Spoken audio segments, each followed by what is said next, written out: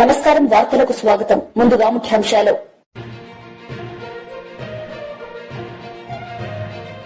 సినీ దర్శకుడు ఆర్జీవీపై కేసు నమోదు. ఆర్జీవీ కోసం గాలిస్తున్న పోలీసులు.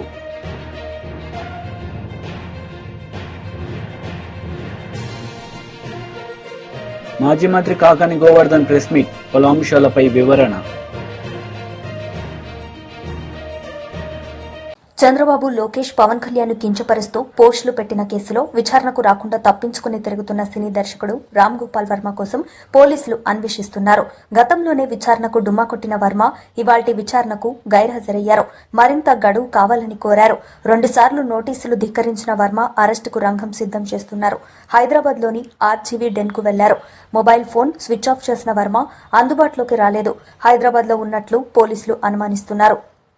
మంగళగిరి ప్రజల కోసం ప్రజా దర్బార్లో మంత్రి లోకేష్ పాల్గొన్నారు. ఈ సందర్భంగా ప్రజలను ఉద్దేశించి ఆయన మాట్లాడారు.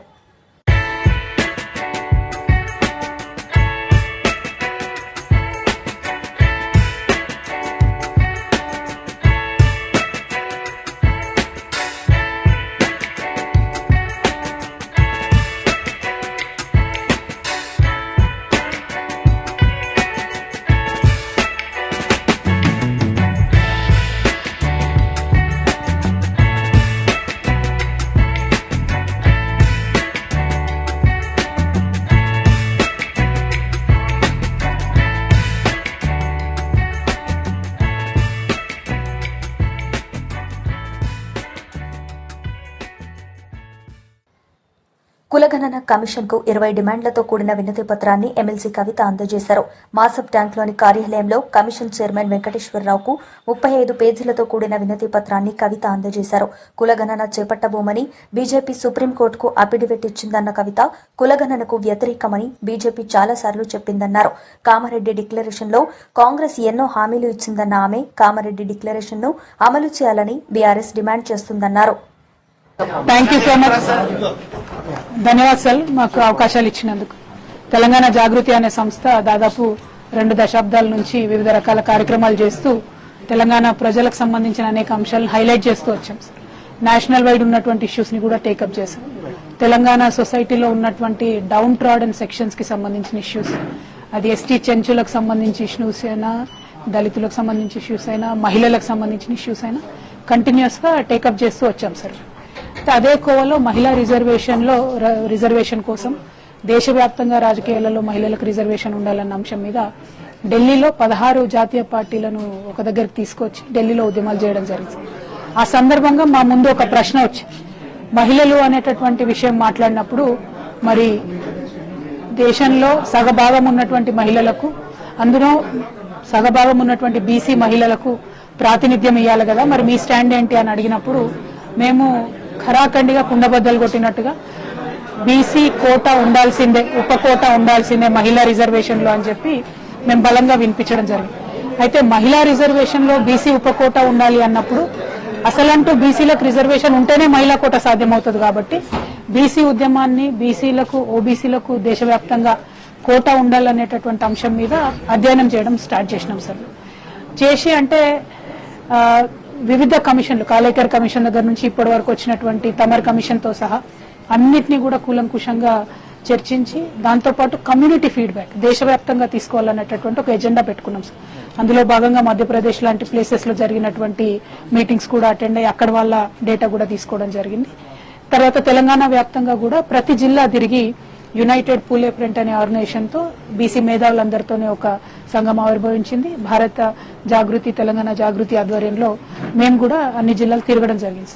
తిరిగినటువంటి సందర్భంలో చాలా పాయింట్స్ హైలైట్ గా చాలా మంది బీసీ మేధావులు, ఇంటెలెక్చువల్ షేర్ చేసుకున్నారు. అందులో ప్రధానంగా మా దృష్టికి వచ్చినటువంటి అంశం ఏంటంటే, రాజ్యాంగంలో బీసీ కులాలు అన్నటువంటి అంశం చెప్పకుండా బ్యాక్వర్డ్ క్లాసెస్ అనేటటువంటి అంశాన్ని చెప్పారు. అక్కడి నుండే మాకు ఇబ్బంది స్టార్ట్ అయింది. అక్కడ ఒక అంబిగ్యూటీ ఏదైతే కాన్స్టిట్యూషన్ లో క్లాసెస్ వర్సెస్ కాస్ట్ ఉందో దాని ద్వారా కోర్టులోకి వెళ్లేటటువంటి పరిస్థితి, ప్రతి అంశం, ప్రతి నిర్ణయం ఏ గవర్నమెంట్, రాష్ట్ర ప్రభుత్వం తీసుకున్నా, కేంద్ర ప్రభుత్వం తీసుకున్నా అది లిటిగేషన్ కి దారితీసేటటువంటి పరిస్థితి కనబడుతుంది.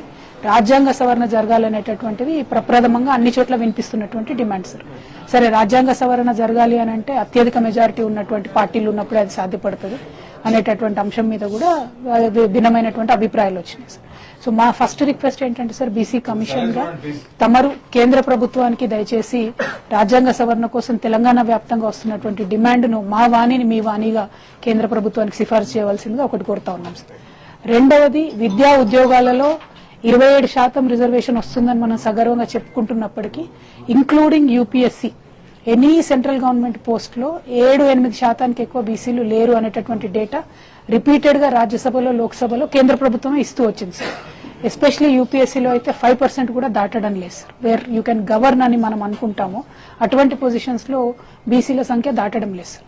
సో దానికి పటిష్టమైనటువంటి చర్యలు కేంద్ర ప్రభుత్వం తీసుకెళ్లాలని చెప్పి చేపట్టాలని చెప్పి తమ ద్వారా ఇంకొక సిఫారసు కేంద్ర ప్రభుత్వానికి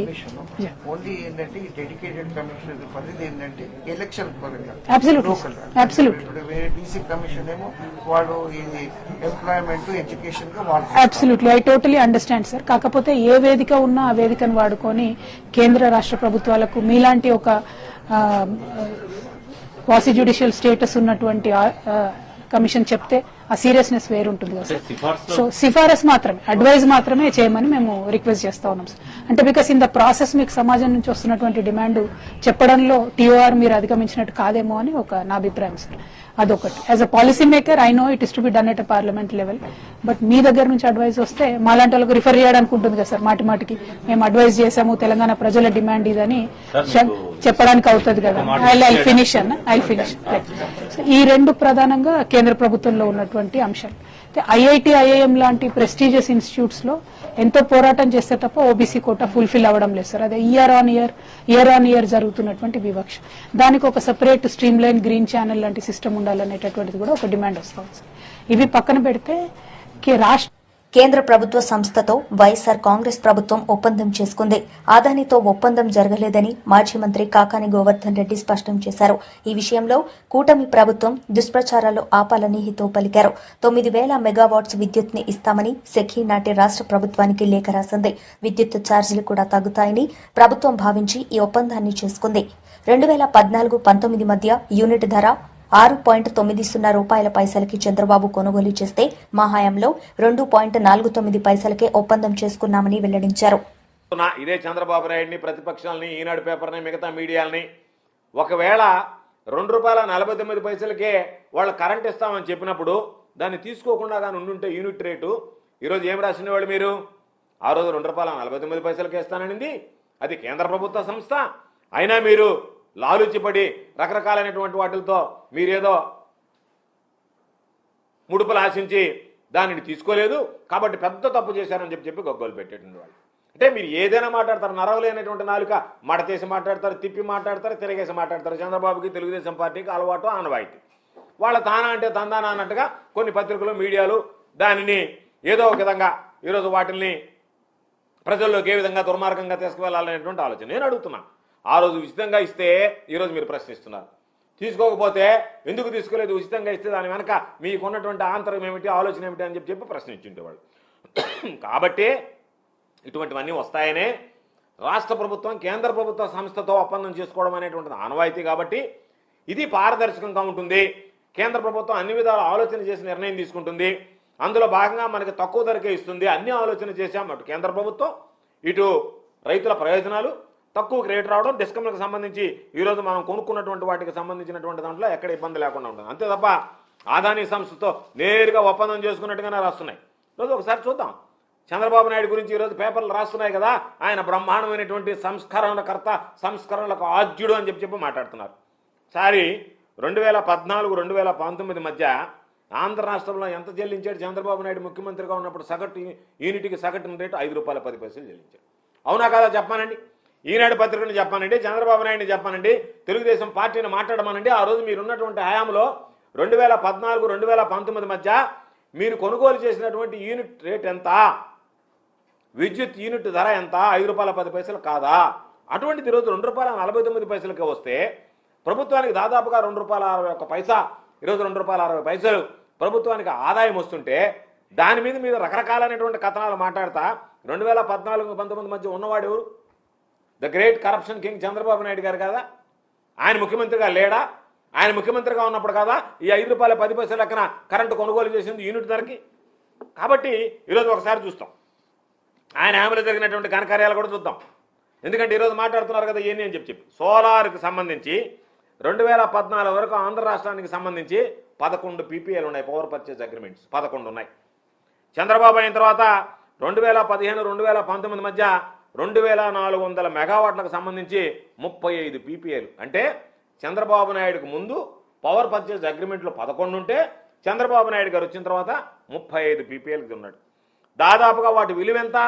22,868 కోట్ల రూపాయలు చంద్రబాబు నాయుడు ఆ రోజు చేసినటువంటిది. కాబట్టి 2014లోనే ఆయన ఎంతకు సోలార్ విద్యుత్ కొనుగోలు చేశాడు? యూనిట్ ₹6.99. అంటే దాదాపుగా ₹7 యూనిట్కి ఆ రోజు ఆయన విద్యుత్ కొనుగోలు చేసి PPA చేసుకున్నాడు. 2016లో దాదాపుగా ఈ PPAలు 1500 మెగావాట్ల మేర జరిగాయి.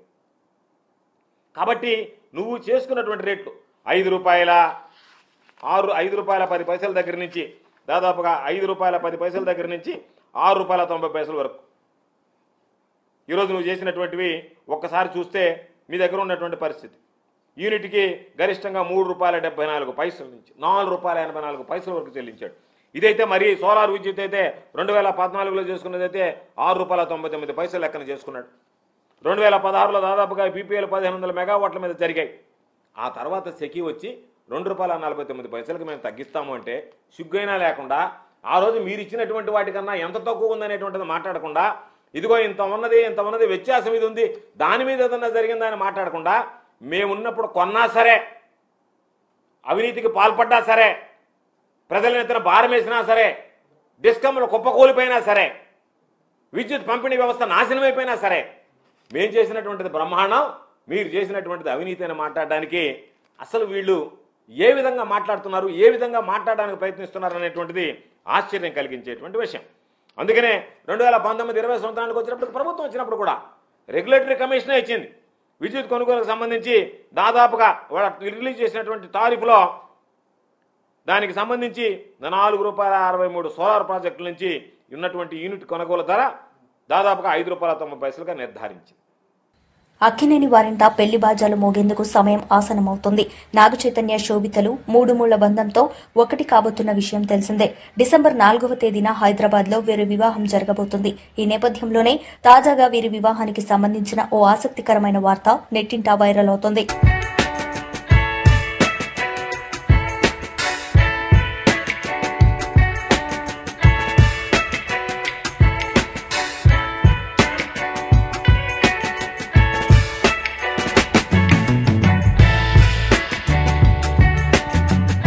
దేశీయ స్టాక్ మార్కెట్ సూచీలు భారీ లాభాల్లో ప్రారంభమయ్యాయి. అంతర్జాతీయ సంకేతాలు మహారాష్ట్రలో ఎన్డీఏ విజయం సహా గత వారం నష్టాల నుంచి కొంత రికవరీ కనిపించడంతో సూచీలు సానుకూలంగా స్పందించాయి.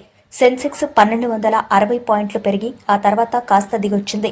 నిఫ్టీ సుమారు 400 పాయింట్లు పెరిగింది. డాలర్తో రూపాయి మారకం విలువ 84.35 వద్ద కొనసాగుతోంది. ఇక అదానీ ఎంటర్ప్రైజెస్ లాభాల్లో ట్రేడింగ్ మొదలుపెట్టింది. గత వారం గౌతమ్ అదానీపై అమెరికాలో కేసు నమోదు కావడంతో భారీగా పతనమైన ఈ స్టాక్ నేడు స్వల్పంగా కోలుగొంది. లగచర్ల బాధితులకు అండగా మహబూబాబాద్ జిల్లా కేంద్రంలో భారస మహాధర్నా కొనసాగుతోంది.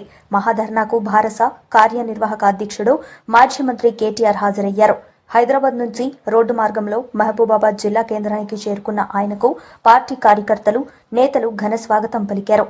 అనంతరం మహాధర్నాలో పాల్గొన్న కేటీఆర్ తెలంగాణ ఉద్యమంలో మానుకోటకు ప్రత్యేక స్థానం ఉందని అన్నారు. ఇలా జులుం చేసే ప్రయత్నం చేస్తా ఉన్నాడు. మమ్మల్ని అన్నాడు, మాకు డీజీపీ గారికి ఫోన్ చేస్తే మానుకోటలో ధర్నా ఉన్నది, మా గిరిజన అన్నదమ్ముల కోసం, మా గిరిజన రైతుల కోసం, మా ఆడబిడ్డల కోసం, ఎవరినైతే మీరు ఇవాళ జైల్లో పెట్టినరో 30 మంది రైతులను వాళ్లకు సంఘీభావంగా మానుకోటలో ఉండే మా బంజారా అన్నదమ్ములు కదులుతున్నారు అంటే ఆయన అంటాడు డీజీపీ గారు, అయిపోయింది కదా లగచర్ల, ఇక్కడెందుకు అంటాడు, మానుకోటలో ధర్నా ఎందుకు అంటాడు. ఒక్క మానుకోటలోనే కాదు రేవంత్ రెడ్డి, ఈ రాష్ట్రంలో అవసరమైతే ఎక్కడెక్కడ బీద వాళ్ళు ఉన్నారో, ఎక్కడెక్కడ గిరిజన రైతులు ఉన్నారో, ఎక్కడెక్కడ మా దళిత అన్నదమ్ములు ఉన్నారో, ఎక్కడెక్కడ బలహీన వర్గాల అన్నదమ్ములు ఉన్నారో మొత్తం 119 నియోజకవర్గాల్లో అవసరమైతే ఆ కొడంగల్ బక్కజిక్కిన రైతుల కోసం తప్పకుండా బీఆర్ఎస్ పార్టీ ధర్నా చేస్తుంది, కదం దొక్కుతుంది, కదులుతుంది. నీ ప్రభుత్వాన్ని కూకటి వేళ్లతో పెకిలించేదాకా వదిలిపెట్టమనే మాట కూడా విజ్ఞప్తి చేస్తా ఉన్నా. ఇంకొక మాట నేను అడుగుతా ఉన్నా, మిమ్మల్ని ఆలోచించమని కోరుతున్నా. ఎవరి కోసం?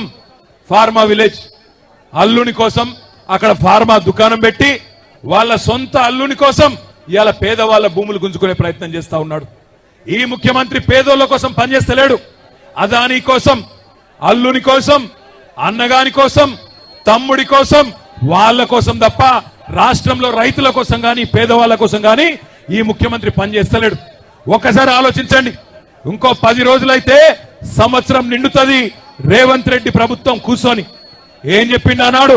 యాదకుండాల మీ అందరికీ మహబాద్కి వచ్చి ఇవాళ ఇక్కడున్న ఎమ్మెల్యే, డోర్నకల్ ఎమ్మెల్యే, అదేవిధంగా మహబాద్ జిల్లాలోని ఇల్లెందు ఎమ్మెల్యే సమాధానం చెప్పాలా? మీరే కదా ఇంటింటికి వచ్చింది, మీరే కదా గల్లీ గల్లీ తిరిగింది. 6 గ్యారంటీలు అన్నారు, 100 రోజుల్లో అమలు చేస్తామన్నారు, పేదవాళ్ళకు అండగా నిలబడతామన్నారు. ఏ ఒక్క హామీ అన్న అమలు అయిందా? ఒక్కసారి చెప్పవలసిందిగా కోరుతా ఉన్నా. కేసీఆర్ ఉన్నప్పుడు రైతు బంధు పడుతుండేనా? పడుతుండే అంటే ఎస్ అనాలే. పడుతుండేనా? కేసీఆర్ ఉన్నప్పుడు రైతు బంధు టైంకి పడుతుండేనా? రైతు బీమా వస్తుండేనా? 24 గంటల కరెంట్ వస్తుండేనా? మరి రేవంత్ రెడ్డి వచ్చినాక వస్తున్నాయా? రైతు బంధు ఎగ్గొట్టిండా? రైతు బీమా బంధు పెట్టిండా? బోనస్ బోగస్ అయిందా? ఆడబిడ్డలకు చెప్పిండు కదా నెలకు 2500 ఇస్తానని వచ్చినాయా? మహాలక్ష్మి అన్నాడు, మహారాష్ట్రలో కూడా తన్నులు తిన్నాడు. మహారాష్ట్ర పోయిండు, అక్కడ ఆడబిడ్డలు కూడా బుద్ధి చెప్పారు. వీడు పచ్చి లంగా తెలంగాణలో ఆడబిడ్డలను మోసం చేసిండు, మమ్మల మోసం చేసేందుకు వచ్చిండని చెప్పి మహారాష్ట్రలో ఉన్న ఆడబిడ్డలు చైతన్యం ప్రదర్శించిండ్రు, కాంగ్రెస్ పార్టీని తన్ని ఎలగొట్టిండ్రు. నేను మిమ్మల్ని కోరేది ఒకటే, మానుకోటలో ఇక్కడికి వస్తుంటే కొంతమంది ఎమ్మెల్యేలు వాళ్ళు కూడా గిరిజన బిడ్డలే. కొంతమంది ఎమ్మెల్యేలు అంటున్నారు రాళ్లతో కొడతారట, నేనొస్తే రాళ్లతో కొడతారట. నేను అడుగుతున్నా, ఇక్కడ ఉన్న ఎస్పీ గారిని, రాష్ట్రంలో ఉన్న డీజీపీని అడుగుతున్నా, అధికార కాంగ్రెస్ పార్టీ ఎమ్మెల్యేలు రాళ్లతోని కొడతామంటే మీరేం చేస్తున్నారో నేను అడుగుతా ఉన్నా. కేసులు మా మీద మాత్రమే పెడతారా?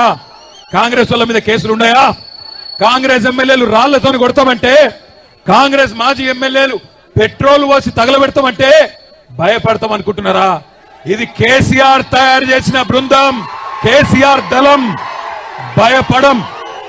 రాళ్లతోని మానుకోట సాక్షిగా చెప్తున్నా, మానుకోట రాళ్ల మహత్యమేందో తెలంగాణను అడ్డుకున్న ప్రతి ఒక్కడికి తెలుసు. మానుకోటలో 14 ఏళ్ల కిందటనే నిప్పు పుట్టింది, తర్వాత తెలంగాణ వచ్చింది. ఇవాళ మీరు వద్దంటే కోర్టుకు పోయినాం, మీరు పర్మిషన్ ఇయ్య అంటే కోర్టుకు పోయి కోర్టుకెళ్లి పర్మిషన్ తెచ్చుకున్నాం. 1000 మంది అనుకుంటే 25,000 మంది తరలి వచ్చి ఈరోజు బ్రహ్మాండంగా ఈ ప్రభుత్వం మీద ఎంత కోపం ఉందో, ఈ ప్రభుత్వం మీద ఎంత వ్యతిరేకత ఉందో ఇవాళ ఈ మానుకోట మహాధరణ చూస్తేనే అర్థమైతా ఉన్నది. నేను మీ అందరితో ప్రార్థించేది ఒకటే, తప్పు జరిగింది, మోసపోయినాం, పర్వాలేదు, ఏమి ఇబ్బంది లేదు, 4 ఏళ్లు గట్టిగా కొట్లాడదాం. ఒక లగచర్ల కాదు, ఎక్కడ అన్యాయమైన గొంతిప్పుదాం. మొన్న లగచర్ల ఆడబిడ్డలు, మా బంజారా ఆడబిడ్డలు, బీఆర్ఎస్ బీజేపీలు గల్లీలో కుస్తీ, ఢిల్లీలో దోస్తీలా వ్యవహరిస్తున్నాయని మరోసారి స్పష్టమైందని మంత్రి పొన్నం ప్రభాకర్ అన్నారు. మహారాష్ట్రలో కాంగ్రెస్ ఓడిపోయినందుకు సంతోషపడుతున్నారా, బీజేపీ గెలిచిందని ఆనందపడుతున్నారా అనేది మాజీ మంత్రి హరీష్ రావు స్పష్టం చేయాలని డిమాండ్ చేశారు. పక్కనున్నటువంటి హోటల్ టూరిజం ప్లాజాల మొత్తం మహారాష్ట్ర నాయకులతో నింపి మొత్తంగా టీఆర్ఎస్ ను బీఆర్ఎస్ గా మార్చి మొత్తం మహారాష్ట్రలో కూడా రాజ్యం వెళ్తున్నటువంటిగా మాటలు మాట్లాడే మాట వాస్తవమా కాదా? అటువంటి వాళ్ళు ఎన్నికలు 1 సీటుకు పోటీ చేయకపోయి, 1 సీటు గెలవకపోయి, కానీ కాంగ్రెస్ ఓడిపోతే ఏమో సంతోషపడుతున్నారు. నాకు అర్థమవుతలేదు. బీజేపీ గెలిచేందుకు సంతోషమా, కాంగ్రెస్ ఓడిపోయినందుకు సంతోషమా? స్పష్టం చేయాలని కోరుతా ఉన్నా. సోదరు హరీష్ రావు గారు రాత్రి కలిసి ఒక ప్రోగ్రామ్ లా నేను హుజరాబాద్ ఏం చెప్పిపోయినో నేను కూడా ఇలా వచ్చి చెప్పాల్సి వస్తుంది. నిన్ననే చెప్పిన. నేను అడుగుతానా ఈ వేదిక ద్వారా, మహారాష్ట్ర ఎన్నికల్లో భారతీయ జనతా పార్టీ గెలిచినందుకు సంతోషపడుతుండ్రా, కాంగ్రెస్ పార్టీ ఓడిపోయినందుకు సంతోషపడుతురా? స్పష్టం చేయమని సందర్భంగా డిమాండ్ చేస్తా ఉన్నా. భారతీయ రాష్ట్ర సమితి, భారతీయ జనతా పార్టీ ఒకటే, ఢిల్లీలో కుస్తీ గల్లీలో దోస్తీ అని మేము చెప్పింది మళ్ళొక్కసారి నిజమైందా లేదు. ఎందుకంటే ఎన్నికలకు ముందు బూటక వాగ్దానాలు చెప్తారు. మహారాష్ట్రలో కాంగ్రెస్ కోటేదని పిలుపునిచ్చారు, ఢిల్లీకి పోయి పిలుపునిచ్చారు. అటువంటి వాళ్ళు ఇలా పార్లమెంట్ ఎన్నికల్లో భారతీయ జనతా పార్టీకి మద్దతునిచ్చి 0 సీట్లు తెచ్చుకున్న వాళ్ళు ఇలా కాంగ్రెస్ పార్టీ గురించి మాట్లాడుతుంటే నేను అడుగుతా ఉన్న వాళ్ళను, మీరు భారతీయ జనతా పార్టీకి బి టీం కాకపోతే ఏమవుతారని అడుగుతా ఉన్నాం. ఇలా వార్తలు ముగించే ముందు ముఖ్యాంశాలు మరోసారి. సినీ దర్శకుడు ఆర్జీవీపై కేసు నమోదు. ఆర్జీవీ కోసం గాలిస్తున్న పోలీసులు.